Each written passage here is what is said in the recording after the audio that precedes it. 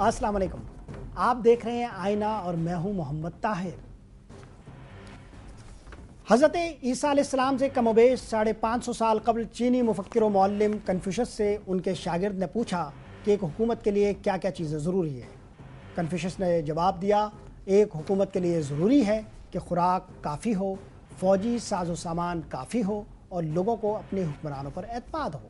शागिर्द ने पूछा, अगर ये तीनों चीज़ें मुयस्सर ना हो और इसमें से किसी एक को तर्क करना पड़े तो वो क्या हो? उस्ताद ने कहा, फ़ौजी साजो सामान को। शागिर्द ने पूछा, अगर बाकी दो में से भी किसी एक को लाजमन छोड़ना पड़े तो किसको छोड़ा जाए? कन्फ्यूशस ने यह जवाब दिया, खुराक को छोड़ दो, क्योंकि मरना तो हर एक को है ही, लेकिन जिस कौम का एतमाद अपने हुक्मरानों पर से उठ जाए वो कौम तो बिलाशुबा तबाह बर्बाद ही होगी। मगर 17 करोड़ की कौम अपने हुक्मरानों पर एतमाद कैसे करे जो हर रोज़ नया तमाशा करते हुए पुराना तमाशा भूल जाते हैं।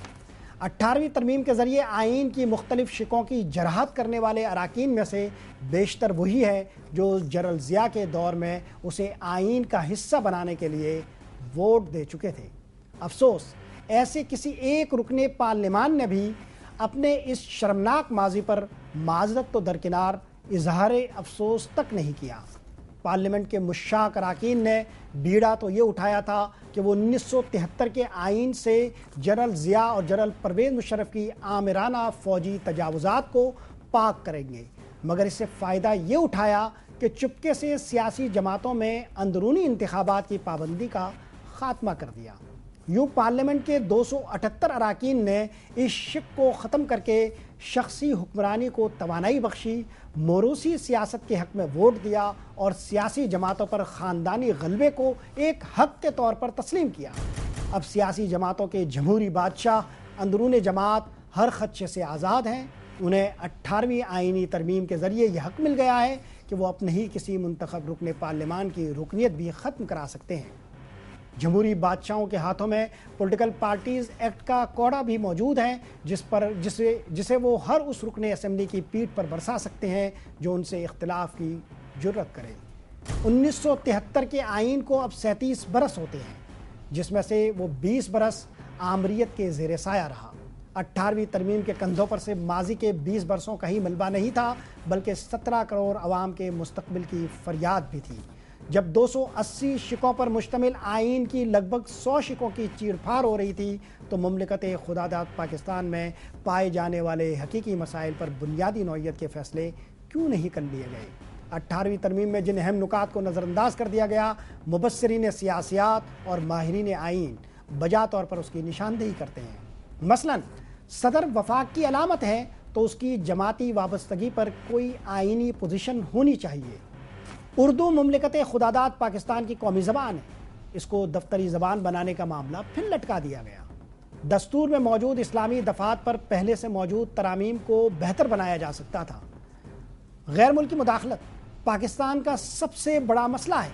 पाकिस्तान की सालमियत और इस्तेहकाम को मद्देनज़र रखते हुए गैर मुल्की मुदाखलत से बचने के लिए वाज़ेह हुदूद व क़ुयूद का तयन नहीं किया गया।